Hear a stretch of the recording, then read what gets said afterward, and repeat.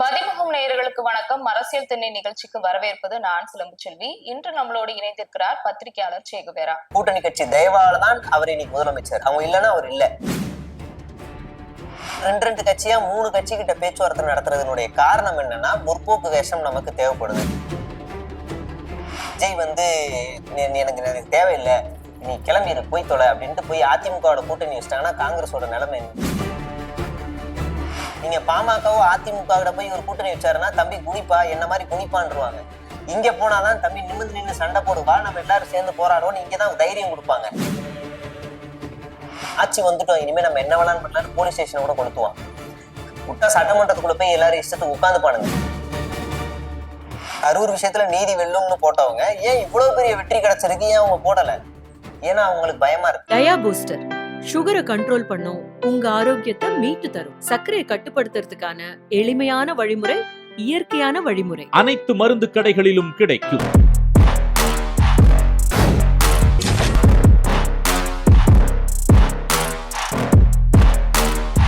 விஜய் அவர்கள் எலெக்ஷன்ல ஜெயிச்சதுமே அவ்வளவுதான், எங்க அண்ணா சிஎம் ஆயிட்டாருன்னு தாவேக்கா தொண்டர்கள் எல்லாம் பயங்கர குசியில இருந்தாங்க. ஆனா 118 தேவைன்னு சொன்னதுமே விசிகாட்டையும் கம்யூனிஸ்ட் கட்சிகள்கிட்டையும் கோரிக்கை வச்சிருந்தாரு. இப்போ அவங்க வெளியில இருந்து ஆதரவு தெரிவிக்கிறதா அறிவிச்சிருக்காங்க. சோ இப்போ விஜய் சிஎம் ஆகிருவாரா, இல்ல இதுலயும் ஏதாவது ட்விஸ்ட் நடக்கிறதுக்கு வாய்ப்பு இருக்கா? ஆல்மோஸ்ட் 120 வந்துருச்சு. IUML, Congress, Visika, CBI, CPM எல்லாம் சேர்த்து 120 வந்துருச்சு அவருக்கு. சோ பெரும்பான்மைக்கு அதிகமா கூடுதலா 2 இடம் இருக்கு. இப்ப ஆளுநர் வேலை காமிச்சிட்டு இருக்காரு. கேரளா போறேன் அப்படின்ற தகவல் அவரை இழுத்தெடுக்கிறது. இப்ப இதுக்கப்புறம் ஆளுநரோட ரோல் என்ன அப்படின்னு நமக்கு தெரிஞ்சிடும். இவ்வளவு நாள் ஆளுநரை எதிர்த்து பேச வேண்டிய இடத்துல விஜய் தான் இருக்கணும். ஆனா விஜயை தவிர ஆளுநரை விமர்சிக்கிற இடத்துல கம்யூனிஸ்டுகள், விசிகா, முன்னாள் முதலமைச்சர் மு.க. ஸ்டாலின் அவர்கள் எல்லாருமே கடுமையா விமர்சிக்கிறாங்க. ஆனா விஜய் மட்டும் மௌனம் காத்துக்கிட்டே இருந்தாரு. பாஜகன்ற பேரை சொல்றது கூட அவருக்கு ரொம்ப தயக்கமாவே இருந்துகிட்டு இருக்கு. ஏன்னா பாஜக நிர்ணயம் செய்யப்பட்டவர் தான் அந்த ஆளுநர். அவர் பேரை சொல்ல கூட அவரு பயந்துகிட்டு இருக்காரு. இப்ப அந்த கவர்மெண்ட் ஃபார்ம் ஆயிடுச்சு. இதுக்கப்புறம் ஆளுநர் ஏதாவது கிடுக்குப்படி ஏதாவது போடுறாருன்னா முதல் குரல் கொடுக்க வேண்டியது விஜய் தான். இதுக்கப்புறமும் அவர் மௌனம் காத்துக்கிட்டு இருந்தாருன்னா அது சரியானதா இருக்காது. ரெண்டாவது ஒரு மைனாரிட்டி கவர்மெண்டாவே இப்ப ஃபார்ம் ஆக போகுது அப்படின்றதுல நமக்கு தெரிய வந்திருக்கு. அநேகமா நாளை இல்ல நாளை மறுநாள் ஆட்சி அமைக்கிறதுக்கான வேலைகள்லாம் ஸ்டார்ட் ஆயிரும். கம்யூனிஸ்டுகள் தரப்புல இருந்து சொல்ல வந்தது என்னன்னா, வெளியிருந்து விஜய் ஆதரவு தெரிவிக்கிறோம்னு சொல்லியிருந்தாங்க. இப்ப சட்டசபை கூடுனாலுமே எந்த நேரத்திலையும் விஜய் ஆட்சி மேல திருப்தி இல்லைன்னா கம்யூனிஸ்டுகள் கையில, விசிகா கையில ஆட்சியை கவிழ்க்கிறதுக்கான வாய்ப்புகள் இருக்கு. அவங்க கையில தான் அப்படி இருக்கா? நிறையவே இருக்கு.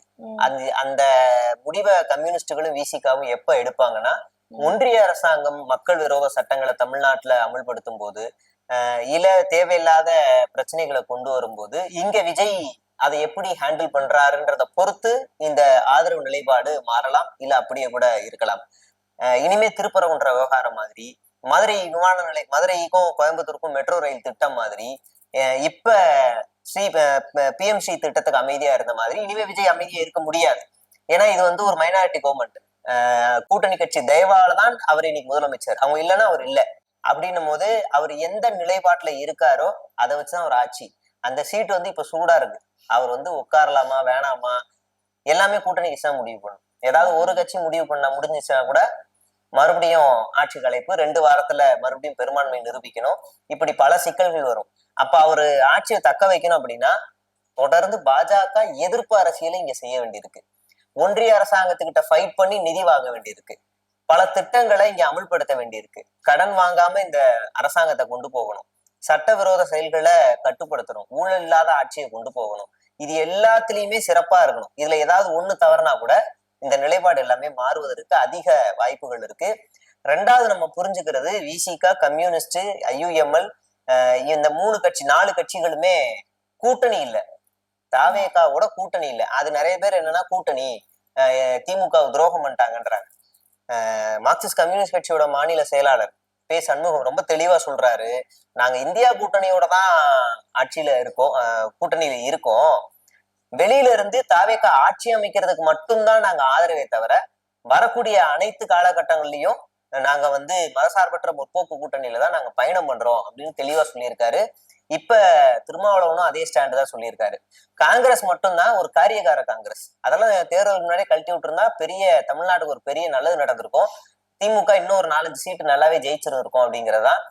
பரவாயில்ல, ஒரு பெரிய நல்ல விஷயம் நடந்திருக்கு. முன்னாடியே அவங்களே விலகி போனது ஒரு நல்ல விஷயம். திமுக இனிமே கருணை காட்டக்கூடாது காங்கிரஸ் கிட்ட. தேவையே இல்லை காங்கிரஸ் இல்லாமலே இந்தியா கூட்டணி வலுப்படுத்த முடியும், ஆட்சி அமைக்க முடியும், நம்ம பெருவாரியான மாநிலங்கள்ல ஆட்சி அமைக்க முடியும்ன்றத நிரூபிச்சு காட்ட முடியும். அதனால காங்கிரஸ் போனது ரொம்ப சந்தோஷமான விஷயம். அது இல்லாம இது எப்படி இருக்குன்றத நம்ம விஜய் கையில தான் இருக்கு. இந்த நிலைப்பாடு வேணுமா வேணாமான்றதுதான் இருக்கு. ஒருவேளை 2 வருஷமோ இல்ல 1 வருஷம் கழிச்சோ இவர்கள் நிலைப்பாடு மாறுது அப்படின்னா விஜய் கூச்சப்படாம அதிமுகவோட தயவுல, அப்படி அதிமுக தயவு போச்சுன்னா ஒரு 150 சீட்டுக்கு மேல வாங்கி வெற்றி பெற முடியும். அந்த இடத்துல ஆட்சியை தக்க வச்சுக்க முடியும். ஆனா அதுதான் அவருடைய கடைசி தேர்தலாகவும் இருக்கும். அப்படி வச்சாருன்னா அப்படி ஒரு நிலைப்பாடும் இருக்கும். ஏன்னா இது ஒரு முக்கோண அரசியல்ல தான் இருக்கும். அப்படி சொல்றீங்க? அதிமுக கூட்டணி வச்ச விஜய் கதை கடைசி எலெக்ஷன் பாஜகவும் கூட தானே இருக்கு. நீங்க கடந்த காலத்துல அதிமுகவோட ஸ்டாண்ட் என்ன, திருப்பரங்குன்ற விவகாரத்துல என்ன ஸ்டாண்டு, தொகுதி மறுவரையறையில என்ன ஸ்டாண்டு, இப்ப விஜயோட ஆட்சி இப்ப ரன் ஆகுது. ஒரே ஒரு உதாரணம் என்னன்னா, கொஞ்ச நாள் முன்னாடி மத்திய அரசாங்கம் ஒரு சட்டம் கொண்டு வரா. அதை அமல்படுத்தல. எம்பியோ எம்எல்ஏவோ அமைச்சரோ இல்ல முதலமைச்சரோ இல்ல யாரோ ஒரு அரசியல்வாதி 30 நாள் சிறையில இருந்தாங்க அப்படின்னா அவங்களுடைய பதவி பறிக்கப்படும் வருது. இப்போ வரக்கூடிய காலங்கள்ல அதை அமல்படுத்துறாங்கன்னு வச்சுக்கோங்க. இந்த திட்டத்துக்கு அதிமுக ஆதரவு. ஆனா அதிமுக எப்படி அந்த திட்டத்துக்கு ஆதரவு கொடுக்குன்னு தெரியல. எனக்கு தெரிஞ்சு தமிழ்நாட்டுல குற்றம் ஊழல் கன்வின்ட் ஆகி அதிகமா சிறைக்கு போனவங்களுடைய எண்ணிக்கையில அதிமுக அமைச்சர்கள் தான் அதிகம், அதிமுக எம்எல்ஏக்கள் தான் அதிகம். ஆனா அவங்க அந்த திட்டத்துக்கு ஓகே சொல்றாங்க. அதே மாதிரி திருப்பரங்குன்ற விவகாரத்துல அதிமுகவோட நிலைப்பாடு என்ன, சிஏஏ என்ஆர்சில நிலைப்பாடு என்ன, இப்ப தொகுதி மறுவரையில என்ன நிலைப்பாடு, அப்படி இருக்கும்போது அவங்க கூட கூட்டணி வச்சா விஜயும் அது எல்லாத்துக்கும் ஆதரவு கொடுக்குறாருன்னு தான் வரும். அப்படின்னும் போது அவருடைய அரசியல் எதிர்காலம் எல்லாமே கேள்விக்குறியாகும். அதனால இப்போதைக்கு அவருக்கு ஒரு முற்போக்கு வேஷம் தேவை. அந்த முற்போக்கு வேஷத்துக்காகத்தான் அவர் இந்தியா கூட்டணியில இருக்கிற கூட்டணி கட்சிகளை மட்டுமே தயவை நம்பிக்கிட்டே இருக்காரு. அவர் நினைச்சிருந்தாருன்னா முந்தா நாளே ஆட்சி அமைச்சிருக்க முடியும். பாமக ரெடியா இருக்கு, நான் வரேன் வீட்டு வாசல்லே காத்துக்கிட்டு இருக்கு. ஆனா அவங்கள போய் கூப்பிடாம, அவங்ககிட்ட 5 இருக்கு, அவங்கள போய் கூப்பிடாம இங்க இருக்கிற 2 கட்சியா 3 கட்சி கிட்ட பேச்சுவார்த்தை நடத்துறதுனுடைய காரணம் என்னன்னா முற்போக்கு வேஷம் நமக்கு தேவைப்படுது. ஆனா நீங்க சொல்றது பாமக எப்ப வேணாலும் ரெடியா இருக்கு, என்டிஏக்கு விஜய் போறதுக்கு விருப்பம் இல்லைன்னு சொன்னாலுமே அமமுக வேட்பாளரா இவங்க மிரட்டி சைன் வாங்கியிருக்காங்க.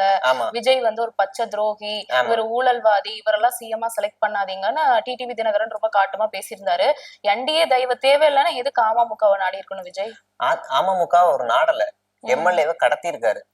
அமமுக போய் டிடிவி தினகரன் உட்காந்து டீ குடிச்சு பேச்சுவார்த்தை எல்லாம் நடத்தல. சண்முகம் மாதிரியோ இல்ல விசிகா மாதிரியோ போய் பேச்சுவார்த்தை நடத்தல. கொல்லப்புறத்துல முகத்துல கர்ச்சீப்பை மூடிக்கிட்டு வீட்டுக்குள்ள இனோவா காரை கூட்டு போய் கையெழுத்து வாங்கியிருக்காங்க. இது குதிரை பேரம்னு ஒருத்தர் சொல்றாரு, எம்பி, திமுக எம்பி. இது குதிரை பேரம் இல்ல, அவர் விருப்பப்பட்டுதான் கையெழுத்து போட்டான்னு ஒரு லூசு பைய வீடியோ போடுறான். அதுதான்டா குதிரை பேரம். எங்க வச்சு கையெழுத்து போடுறதுன்னு தெரியாதா? அதுதான் குதிரை பேரம். அது இவங்க இனிமேதான் அரசியல் கத்துக்கணுமா என்னன்னு தெரியல. அப்படி வீடியோ அவங்களே லீக் பண்ணி அவங்களுக்கான சோர்ஸ் அவங்களே வெளியே கொடுக்குற அளவுக்கு இருக்கு. அது கடத்தப்பட்ட எம்எல்ஏ, அது கிரிமினல். அது பேச்சுவார்த்தை உடன்பட்டு வந்த காரணம் இல்ல. ஆனா இவர் டிடிவி தினகரன் ஏஐ வீடியோ அப்படி எல்லாம் சொல்றாரு. எது அந்த எம்எல்ஏவை கடத்தினது? அதெல்லாம் எல்லாருமே சொல்லக்கூடியதுதான். மாஃபிங்கு எல்லாமே சொல்லுவாங்க. ஏஐ அது நான் இல்ல, மிமிக்ரி பண்ணிருக்காங்க, விஜய் மாதிரி டூ போட்டாலு, என்ன வேணாலும் சொல்லுவாங்க. அதெல்லாம் நம்ம இந்த நேரத்துல அது கேட்டுதான் ஆகணும். இவங்க எப்படின்னா காமராஜர் ஆட்சியை கொடுப்போன்னு பார்த்தாங்கன்னா காமராஜர் கடத்தி வச்சு ஆட்சியை கொடுக்குற நிலைமைக்குதான் வந்திருக்காங்க. அப்படிதான் இது இருக்கு. ஆனா அது கிரிமினல். அது இல்ல, அது அவர் இல்லைன்னா கூட இவங்க ஆட்சி அமைக்கிற அளவுக்கு ஒரு பெரும்பான்மை வந்திருக்கு. நீங்க சொன்ன மாதிரி காமராஜர் ஆட்சி அமைய விஜய் விரும்பினாலுமே காமராஜரை கடத்தி சைன் போட்டிருக்காங்கன்னு சொல்றீங்க. ஆனா காங்கிரஸ் காமராஜர் ஆட்சி தான் இனிமே விஜய் நடத்த போறாருன்னு முன்னாடியே சொல்லிட்டாங்களே, இது கொஞ்சம் முரண்பாடா இருக்கு. முதல்ல காங்கிரஸ் ஏன் திரும்ப காமராஜர் ஆட்சியை தமிழ்நாட்டுல கொண்டு வரலன்னு அவங்க போய் கேட்டீங்கன்னா தெரியும். ஏன்னா காங்கிரஸ் நீங்க எனக்கு தெரிஞ்சு 10 வருஷம் கழிச்சு இல்ல ஒரு 8, 7, 4-5 வருஷம் கழிச்சு நேத்துதான் ஒரு போராட்டம் நடத்தியிருக்கு மக்களுக்காக. அது எதுக்காகனா விசில கையில வச்சுக்கிட்டு போராட்டம் நடத்துறாங்க. அதுவும் மக்களுக்காக இல்ல, அவங்களுக்கு ஆட்சி அதிகாரம் வேணும்னு போராட்டம் நடத்துறாங்க. அதுக்கு முன்னாடி கடைசியா அவங்க எப்ப போராட்டம் நடத்தினாங்கன்னா ராகுல் காந்தி அரெஸ்ட் ஆகும்போது இங்க ஒரு 4 பேர் 4 நாள் கழிச்சு போராட்டம் நடத்தினாங்க. அதுவும் முன்னாள் மாநில தலைவரா இருந்த KS அழகிரி ஒரு 4 பேர் டிரைவரோட சேர்த்து 4 பேர் ரயில்வே ட்ராக்ல ட்ரெயினை மறிச்சு ஒரு 2 நிமிஷம் போட்டோ ஷூட் எடுத்துட்டு திரும்ப அதே ட்ரெயின்ல ஏறி வீட்டுக்கும் போயிட்டாரு. அவ்வளவுதான் அந்த போராட்டம். எனக்கு தெரிஞ்சு காங்கிரஸ் கட்சி கடந்த 10 வருஷத்துல இது வரைக்கும் மக்களுக்காக விலைவாசி உயர்வு, பாஜகவுடைய விரோத சட்டங்கள் எதிர்த்து, இல்ல எதை எதிர்த்தாவது இந்த 10 வருஷத்துல ஏதாவது ஒரு போராட்டம் நடத்தியிருக்கா, ஆர்ப்பாட்டம் நடத்தியிருக்கான்னா எதுவும் கிடையாது. தமிழ்நாட்டிலேயே ஒரே ஒரு கட்சி மட்டும்தான் மாநில குழு கூட்டம், மாநாடு இப்படி எதுவுமே நடத்தாமலே நான் ஒரு தேசிய கட்சின்னு பெருமை பீத்திக்கிட்டு இருக்கிற ஒரு டுபாகூர் கட்சின்னா அது காங்கிரஸ் தான். அப்படியே வண்டியை ஓட்டிக்கிட்டு நாங்கெல்லாம் பெரிய ஆளு, நாங்கெல்லாம் அங்க ஆட்சியில இருக்கோம், இங்க ஆட்சியில இருக்கோம்னு சொல்லி காங்கிரஸ் கட்சியில இருக்க 4 பேர் நாங்க 400 பேருக்கு சமன்னு ஏமாத்திக்கிட்டு இருந்தாங்க. இப்ப அவங்களோட வேஷம் எல்லாம் களைய போகும், கொஞ்ச நாள்ல களைஞ்சிரும். தான் தலையில தானே மண்ணவாரி கொட்டியிருக்காங்க. ஒருவேளை நாளைக்கு விஜய் எனக்கு தேவையில்லை, நீ கிளம்பிடு போய் தொலை அப்படின்ட்டு போய் அதிமுகவோட கூட்டணி வச்சிட்டாங்கன்னா காங்கிரஸோட நிலைமை என்ன? காங்கிரஸோட நிலைமை என்ன? அவ்வளவுதான், முடிஞ்சு. ஐயோ, கவுண்டமணி ஒரு படத்துல கப்பல்ல வேலை வாங்கி தரேன்னு சொல்லி ஒரு நாய் என்னை ஏமாத்திட்டாங்க முதலாளி, என்ன செருப்பால அடிங்க, என்ன திரும்ப சேர்த்துக்கோங்கன்ற மாதிரி திரும்ப திமுக வந்து கெஞ்சணும், என்னத்தை சேர்த்துக்கோங்க அப்படின்னு. அப்ப திமுக நம்ம என்ன சொல்லலாம், தயவு செய்து கருணை காட்டாதீங்க, வேண்டாம், அமிச்சிருங்க. சட்டமன்றத்துல பாஜக காங்கிரஸ் இல்லாத ஒரு சட்டமன்றத்தை உருவாக்குறதுக்கு அனைத்து கட்சிகளும் போராடுவோம், அதுதான் நல்லா இருக்கும் அப்படின்னு நம்ம வந்து சொல்லணும் அந்த நேரத்துல. சரிங்க, இப்போ மறுபடியும் அமமுகக்கே வருவோம். அமமுகவை சேர்ந்த டிடிவி தினகரன் என்ன சொல்லியிருந்தாருன்னா, தூய சக்தின்லாம் சொன்னாரு. ஆனா இவரே ஒரு ஊழல் சக்தியா இருக்கு, மாமனா மச்சானா உனக்கு அறிவு இருக்கா, நீலா வந்து சிஎம் ஆகலாமான்னு ரொம்ப காட்டமா சொல்லியிருந்தாரு. உண்மையாவுமே பொதுவா என்ன சொல்லியிருந்தாங்கன்னா, திராவிட கட்சிகள் விஜய் வந்து சிஎம் ஆகட்டும், அவர் எக்ஸ்போஸ் ஆகட்டும், அவர் என்னதான் பண்றாருன்னு மக்களுக்கு தெரியட்டும்னு சொன்னாரு. சிஎம் ஆகுறதுக்கு முன்னாடியே அவர் எக்ஸ்போஸ் ஆக ஆரம்பிச்சுட்டாரா?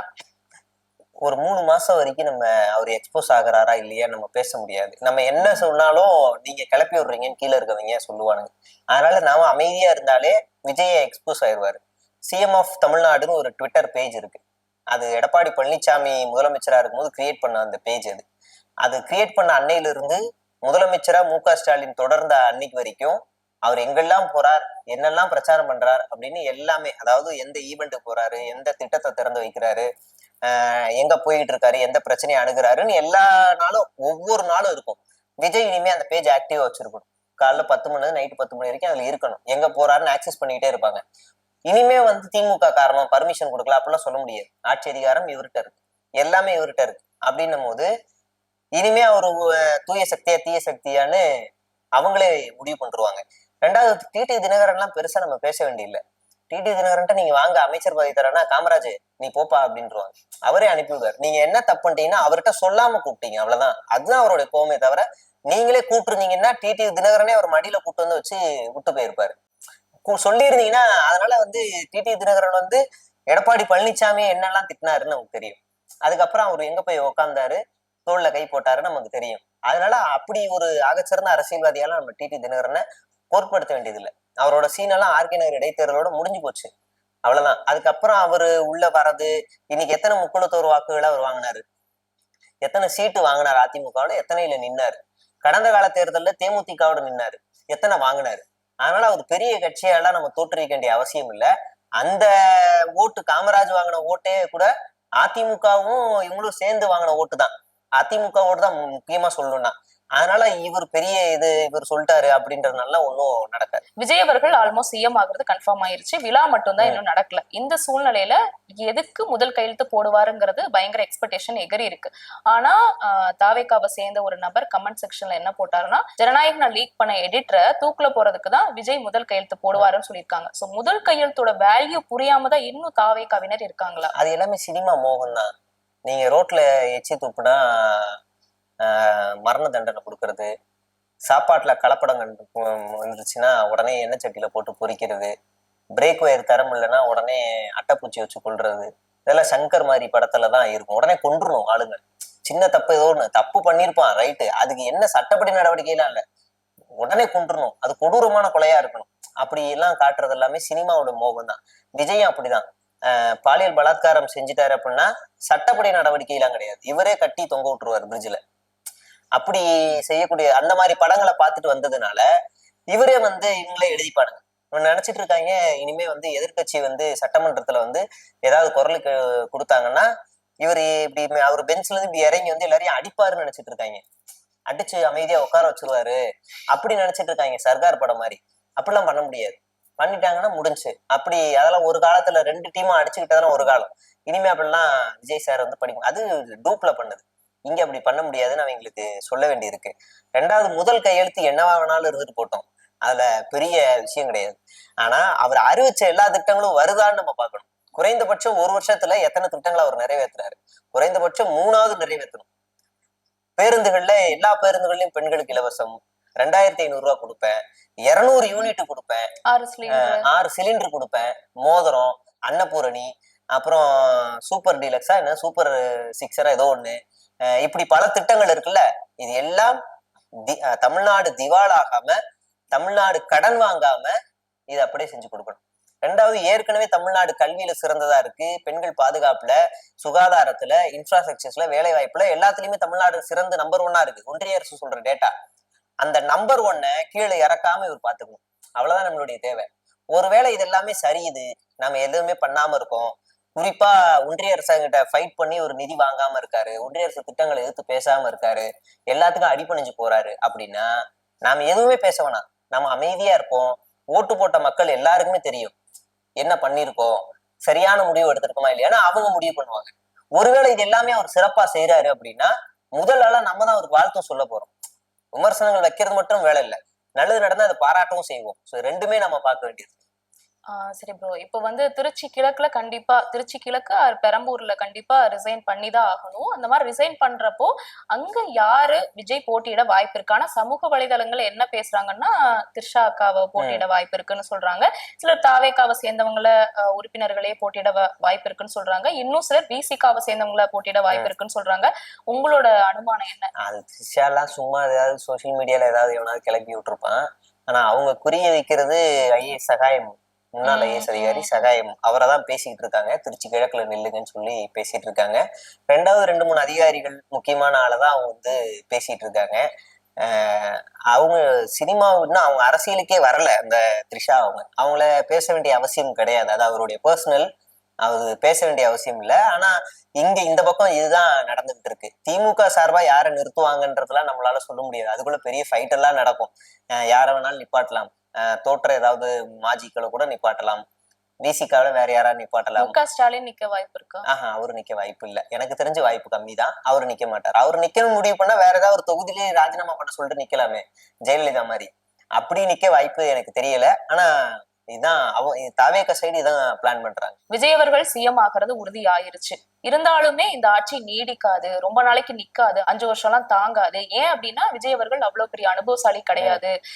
சிஎம் பதவி விழாக்கு அழைக்கிறதுக்கே இவ்வளவு தடுமாறாரு. இவர் எப்படி நாட்டை கண்டிப்பா கொண்டு போவாரு நல்லபடியான்னு நிறைய பேர் சொல்றாங்க, விமர்சனம் வைக்கிறாங்க. அது உண்மைதானா? விஜய் சிஎம் ஆனார்னா விஜயே எல்லா ஃபைலையும் படிச்சு பார்த்துட்டு ஓ சூப்பரா இருக்கு, இதை இப்படி பண்ணலாம், அதை அப்படி பண்ணலாம், இந்த ஸ்கீமுக்கு இந்த இடத்துல நிதி எடுக்கலாம், இந்த ஸ்கீமுக்கு இங்க இவ்வளவு செலவு பண்ணலாம் அப்படிலாம் கணக்கு போட மாட்டாரு. அது எம்கேஎஸ்ஆ இருந்தாலும் சரி, எடப்பாடியா இருந்தாலும் சரி, யார் சிஎம் யார் அமைச்சரா இருந்தாலும் அவங்கள வழி நடத்துறது அதிகாரிகள் தான். அந்தந்த ஐஏஎஸ் அதிகாரிகள் தான் இப்படி ஒரு ஸ்கீம் இருக்கு நீங்க அறிவிச்சிருக்கீங்க அப்படின்னா இதுக்கு இவ்வளவு செலவாகும், இந்த செலவை இந்த இடத்துல இருந்து நம்மளால ஈடு செய்ய முடியும், அப்ப இது பாசிபிள் அப்படின்னு சொல்லுவாங்க. சில திட்டங்களை வந்து பாசிபிள் இல்லைன்னா அதை செயல்படுத்தவே மாட்டாங்க. அப்படிதான் கடந்த கால ஆட்சியில பல திட்டங்கள் வந்து தேர்தல் வாக்குறுதிகள் நிலுவையிலே இருக்கு. அதே மாதிரிதான் இப்பயும் சொல்லுவாங்க. இந்த 2500 ரூபான்ற ஸ்கீம் இருக்குல்ல, அதை வந்து எத்தனை வருஷத்துக்கு கொடுக்க முடியும்னே தெரியாது, அதிகாரிகளுக்கே தெரியாது. ஏன்னா விஜய்க்கே தெரியாது நம்ம ஜெயிப்போமான்னு. அப்படி ஒரு ஆர்வ கோளாறுல கொடுத்துடுறாரு. 2500 ரூபா ஒரு குடும்பத்துக்கு கொடுக்குறோம்னா எவ்வளவு பெரிய கடன் பேர்டன் ஆகும் அப்படின்னு ஒண்ணு இருக்கு. இந்த 1000 ரூபா கொடுக்கறதுனாலே பெரிய பேர்டன் ஆகுது. இந்த அதிகாரிகளால அதை சஸ்டெயின் பண்ண முடியல, திரும்ப பண்ண முடியல. ரெண்டாவது 6 சிலிண்டர்னு சொல்றாரு. அது அதை விட மோசம். 6 சிலிண்டர்னா எத்தனை குடும்பத்துக்கு எவ்வளவு பெரிய சும்மா. அது ஒரு 2000 ரூபா வந்துருச்சு. நீங்க சிலிண்டர் ஆல்மோஸ்ட் 1500 ரூபா வந்துருச்சு. அதுக்கப்புறமா 200 யூனிட் ஃப்ரீங்கிறாரு. அது இதை விட பெரிய பேர்டன். இது வந்து அமல்படுத்துறாங்க அப்படின்னா இதுக்கு ஒரு பெரிய ஸ்டடி இருக்கு. இந்த ஸ்டடி பண்ணாம ஆர்வ கோளாறுல பண்ணிட்டாங்கன்னா தமிழ்நாடு திவால் ஆயிரும். இலங்கை மாதிரியோ இல்ல நேபாள் மாதிரியோ பாகிஸ்தான் மாதிரியோ பெரிய பொருளாதார நெருக்கடி வரும். அப்புறம் நாம குடிக்கிற ஒரு டீ வந்து 200 ரூபா 300 ரூபா இருக்கும். நாம பெட்ரோல் ஏதாவது வாங்கணும் அப்படின்னா அந்த பெட்ரோலோட ரேட்டு நீங்க 100 ரூபா பெட்ரோல் போடுறீங்கன்னா 2000 ரூபா இருக்கும். நீங்க சாதாரணமா எதுவுமே வாங்க முடியாது. எல்லாமே பெரிய நெருக்கடிக்கு போயிருக்கும்.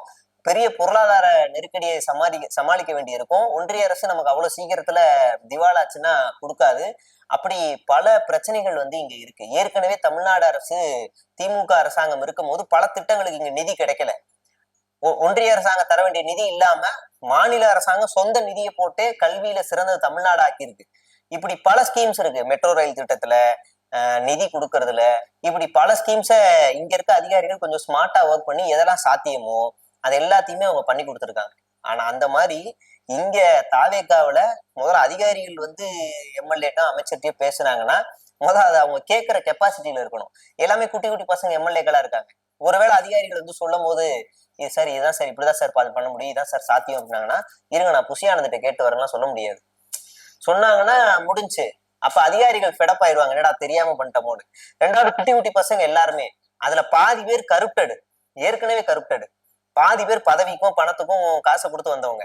இப்ப இங்க வந்ததுக்கு அப்புறமா பாஜக ரொம்ப ரொம்ப ஜாலியா என்ன பண்ணோம்னா ஒரு டெண்டரை கொடுக்குற மாதிரி கொடுத்து ஈஸியா மாட்ட வச்சு சிபிஐ இடின்னு அழகா வலையில மாட்ட வைக்கும். அப்ப விஜய் என்ன ஸ்டாண்ட் எடுப்பாரு? பாஜக ஆதரவு ஸ்டாண்டு தான் எடுப்பாரு. அப்ப ஆதரவு ஸ்டாண்ட் எடுத்தா என்ன ஆகும்? மறுபடியும் கூட்டணி கட்சிகள்லாம் வெளியேறும். அப்ப மறுபடியும் அதிமுக கூட போய் சேருவாரு. இப்படி பல சிக்கல்கள் இருக்கு. அப்ப தன்னோட இருக்கிற எம்எல்ஏக்களை ரொம்ப தெளிவா ஹேண்டில் பண்ணி ஒவ்வொரு யாரும் கருப்ட் ஆகக்கூடாது, ரொம்ப கவனமா இருக்கணும் அப்படின்னு சொல்லி சொல்லி எம்எல்ஏக்களும் அமைச்சர்களையும் அவர் வழி நடத்த வேண்டியிருக்கு. மீறினா அதான் என்ன சொல்றதுன்னா ஒரு பெரும்பான்மையான சீட்டு இருந்துச்சுன்னா அது எதை பத்தியும் கவலை இல்லை, அப்படியே ஜாலியா போயிட்டே இருக்க வேண்டியதுதான். ஆனா இப்ப இருக்கிற சிக்கல்ல தெரியாம முதலமைச்சர் ஆயிட்டோமோன்னு விஜய் ஒரு இறுக்கமான முகம் தான். கரூர் சம்பவத்துல அவங்களுக்கு வழக்கு வந்து சாதகமாயி சிபிஐ போச்சு. சிபிஐ போன உடனே அவங்க என்ன சொன்னாங்கன்னா எல்லாரும் நீதி வெல்லும், ஜெயிச்சிட்டோம், அவ்வளவு சந்தோஷம், ஒவ்வொருத்தருடைய முகத்திலயும் அவ்வளவு சந்தோஷம். இப்ப ஏன் வரல அந்த சந்தோஷம்? இப்ப யாருமே ட்வீட் போடலையே நீதி வெல்லும், வென்றுட்டோம், ஜனநாயகம் வென்றுச்சு, திராவிட கட்சி முடிஞ்சுன்னு எவனும் ட்வீட் போடலையே.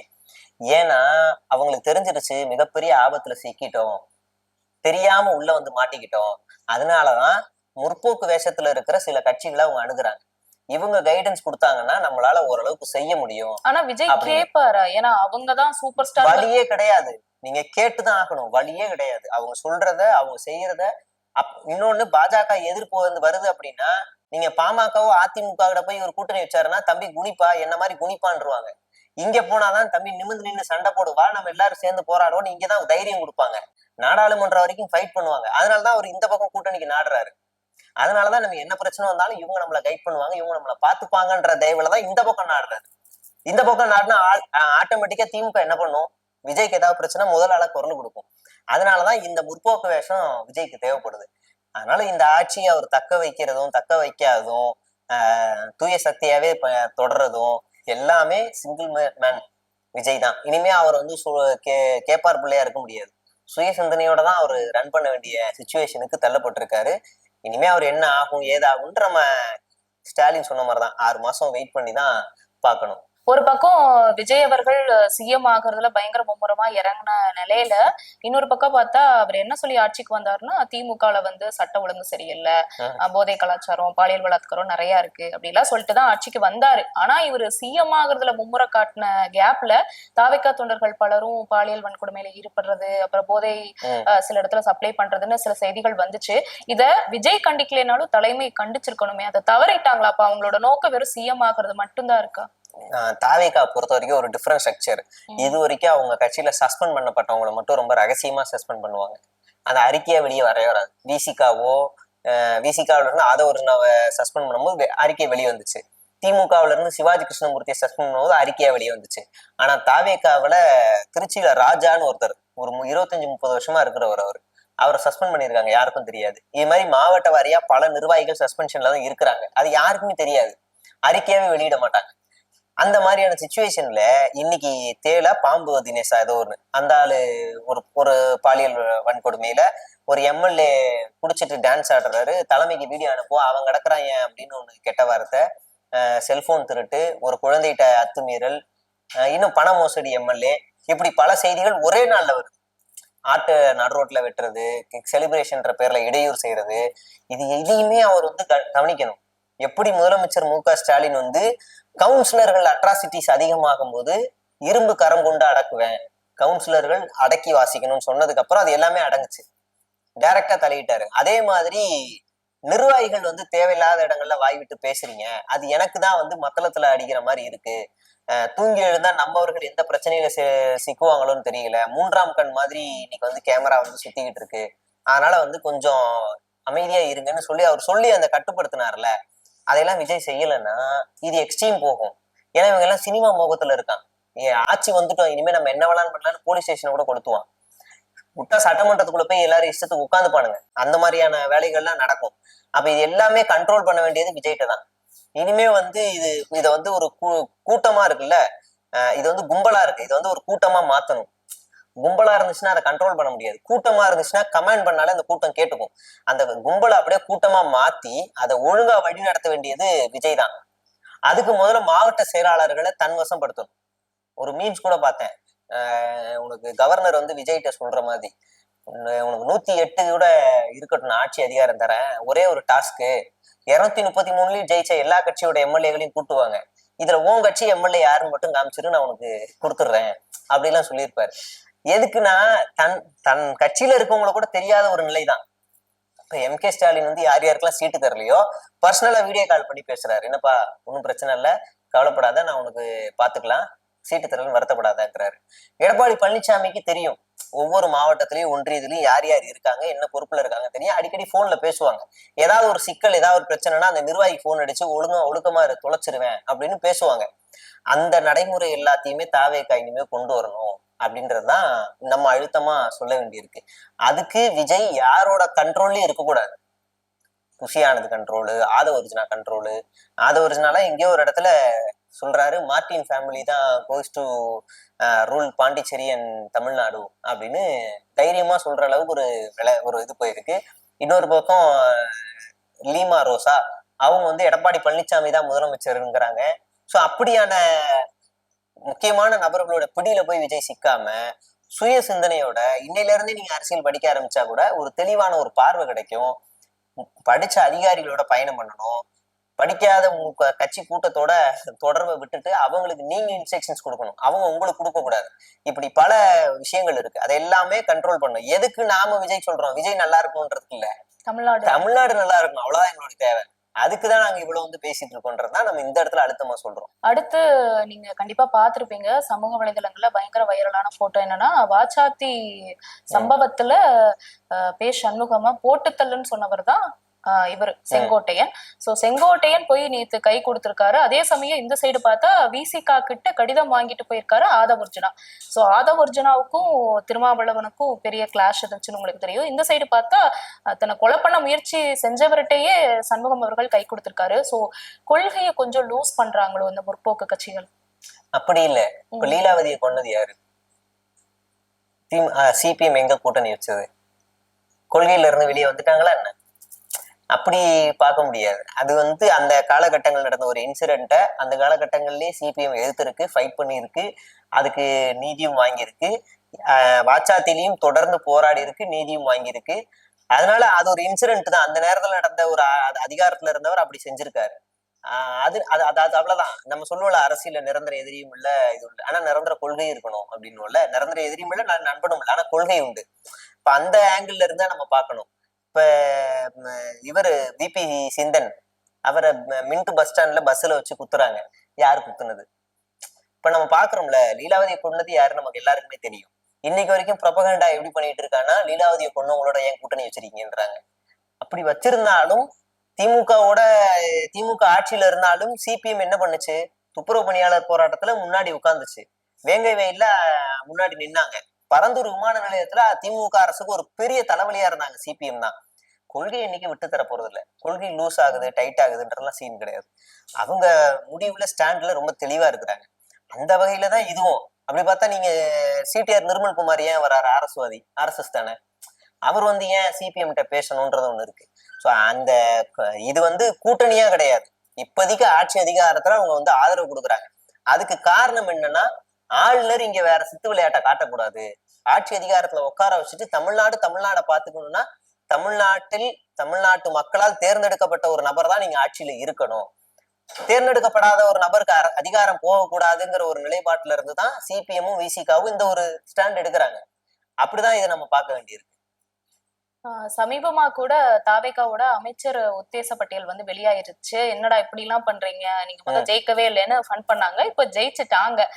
அந்த பட்டியல்ல நிறைய முக்கியமான தாவேகா நிர்வாகிகளுக்கு சில பொறுப்பு கொடுத்திருந்தாங்களா, அமைச்சரவை கொடுத்திருந்தாங்களா? அதேதான் இப்பயும் நடக்கிறதுக்கு வாய்ப்பு இருக்கா? இல்ல உங்க அனுமானத்துப்படி யார் யாருக்கு என்னென்ன வழங்கினா நல்லா இருக்கும், அது வழங்க வாய்ப்பு பெரிய இருக்கு? சிக்கல்ல இருக்கு. என்னன்னா யாரெல்லாம் கருப்டடோ அந்த லிஸ்ட் எடுக்கணும். அறியப்பட்ட ஃபேஸுக்கு நம்ம அமைச்சர் கொடுக்கணுமா வேணாமான்னு ஒரு பெரிய சிக்கல் இருக்கு. கொடுத்தா நம்ம பிரச்சனையில சிக்குவோமோ அப்படின்னு எல்லாமே அவங்க வந்து பயங்கரமான ஒரு தலைவலியில இருக்கிறாங்க. என்ன பண்ணலாம், எப்படி ஆட்சி அதிகாரத்துல அமைச்சரவை கொடுக்கறது, என்ன செய்வாங்க, ஆட்சியை வந்துட்டாங்கன்னா இவங்களை கண்காணிச்சுக்கிட்டே இருக்கணுமே. ஏன்னா தாவேகா மட்டும்தான் வேட்பாளர்களை கண்காணிக்கிறதுக்கு ஒரு 4 பேரை தொகுதி வாரியா போட்டதா அவங்க ஒரு ஸ்டேட்மெண்ட் கொடுத்தாங்க. அப்படியான ஒரு காலகட்டத்துல ஜெயிச்சாச்சு. இப்ப அதுக்கு தனியா அவங்க ஆள்ல நியமிக்கணும், ஒரு பெரிய தலைவலியில அவங்க சிக்கிருக்கிறாங்க. யாருக்குமே எந்த அனுபவமும் கிடையாது.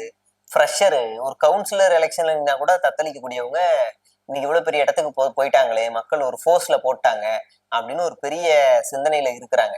இப்ப அதை அவங்க செஞ்சா கூட ஒவ்வொரு அமைச்சருக்கும் ஒரு நல்ல அதிகாரியா வரவரு, நல்ல அதிகாரியா நல்ல கைட் பண்ணக்கூடியவரா இருக்கணும். அவரு கொஞ்சம் ஏடாகுடமான ஆளா இருந்தாருன்னா முடிஞ்சு அந்த கதையும். அப்ப அவ்வளவு சிக்கல்களோட தான் அவங்க வந்து பண்ண வேண்டியிருக்கு. சிரிச்சோம், எல்லாருமே சிரிச்சோம். யாருமே எதிர்பார்க்காதுதான், ஏன் விஜயே எதிர்பார்க்காதுதான். விஜய் எதிர்பார்க்காத ஒண்ணுதான் கூட சொல்லியிருந்தாருல, விஜய் கிட்டே போய் கேட்டீங்கன்னா அவரே நம்ப மாட்டாரு சிஎம் ஆவன்னு. ஆமா, அப்படிதான் இருக்கு. அதனாலதான் அவங்க இன்னும் இறுகிய முகத்தோட இருக்காங்க. நான் ஏற்கனவே சொன்னல, கரூர் விஷயத்துல நீதி வெல்லும்னு போட்டவங்க ஏன் இவ்வளவு பெரிய வெற்றி கிடைச்சிருக்கு, ஏன் அவங்க போடல? ஏன்னா அவங்களுக்கு பயமா இருக்கு. இது ஒரு பெரிய தீச்சட்டி, இது எப்படி தூக்கிட்டு சுமக்க போறோம் அப்படின்னு ஒரு பயமா இருக்கு. அந்த பயத்தோட தான் அவங்க இன்னைக்கு வந்து டிராவல் பண்ணிக்கிட்டு இருக்கிறாங்க. விஜய் சிஎம் ஆயிட்டாலுமே கரூர் சம்பவத்துல பிஜேபி கேஸ் போட்டு விஜய ஜெயிலுக்குள்ள தள்ளுறதுக்கு வாய்ப்பு இருக்குன்னு ஒரு செய்தி சர்க்குலேட் ஆயிட்டு இருக்குல்ல, அது உண்மைதானா? அப்படி பண்ணா அது எந்த அளவுக்கு போய் முடியும்? வாய்ப்பு இருக்கு. அது எப்ப நடக்கும்னா, விஜய் வந்து மத்திய அரசாங்கம் கொண்டு வரக்கூடிய ஸ்கீம்ஸ மத்திய அரசாங்கம் நினைக்கிறத இங்க அமல்படுத்தாம இப்படி ஏதாவது ஒரு முரண்பாடுகள் இங்க நடக்கும்போது அது நிச்சயமா மத்திய அரசாங்கம் செய்யும். அதுல எந்த மாற்று கருத்து கிடையாது. செய்யக்கூடிய அரசு தான் பாஜக. கடந்த காலகட்டங்கள்ல கூட பார்த்திருக்கோம். அதிமுகவுல யாரு மேலேயும் சிபிஐ இடி எந்த வழக்கும் போகல. ஆனா எல்லாருக்குமே வந்து அவங்க மேல ஒரு ஊழல் வழக்கு இருக்கு. விஜயபாஸ்கர் மேல இருக்கு, எஸ்பி வேலுமணி மேல இருக்கு, எடப்பாடி பழனிசாமி மேல இருக்கு, பல சிவி சண்முகம் மேல இருக்கு, எல்லாரும் மேலே இருக்கு. ஏன் அவங்க வீட்டுல எல்லாம் கடந்த காலத்துல வந்து இடி சிபிஐ எல்லாம் போகல? ஏன் KN நேரு வீட்டுக்கும் பொன்முடி வீட்டுக்கும் செந்தில் பாலாஜி வீட்டுக்கு மட்டுமே தொடர்ச்சியா போச்சு? ஏன்னா இவங்க எல்லாம் அவங்களுக்கு சாதகமா இல்ல. அப்ப விஜய் சாதகமா இல்லைன்னா போகும், விஜயவே மாட்ட வைப்பாங்க. ஏன்னா பாஜக எத்தனை முதலமைச்சர்களை கடந்த காலகட்டத்துல கைது பண்ணியிருக்கு. ஜார்க்கண்ட்ல, டெல்லியில, இங்க கர்நாடகாவில பல பேரை கைது பண்ணியிருக்கு. இங்க தமிழ்நாட்டுல கூட கைது பண்றதுக்கு அவ்வளவு வேலைகள் நடந்துச்சு இல்ல. அப்ப இங்கேயும் நடக்கும். அப்ப அந்த லூசு பசங்க எல்லாம் என்ன செய்யணும்னா, கைது பண்றது சிபிஐயா சிபிசிஐடியான்னு தெளிவா படிச்சுக்கணும். படிச்சுட்டு சிபிஐயா அப்ப பாஜகவோட வேலைதான் அப்படின்னு சொல்லணும். அப்ப விஜய் என்ன ஸ்டாண்ட் எடுக்கணும்னா, இனிமே 2 பேருங்களோட தான் போட்டி, ஒன்னு டிவிக்கே இன்னொன்னு பிஜேபி அப்படின்னு ஃபைட் பண்ணணும். ஃபைட் பண்ணிக்கிட்டே இருந்தாதான் பின்னாடி தமிழ்நாடு நின்று உங்களை தூக்கி விடும்.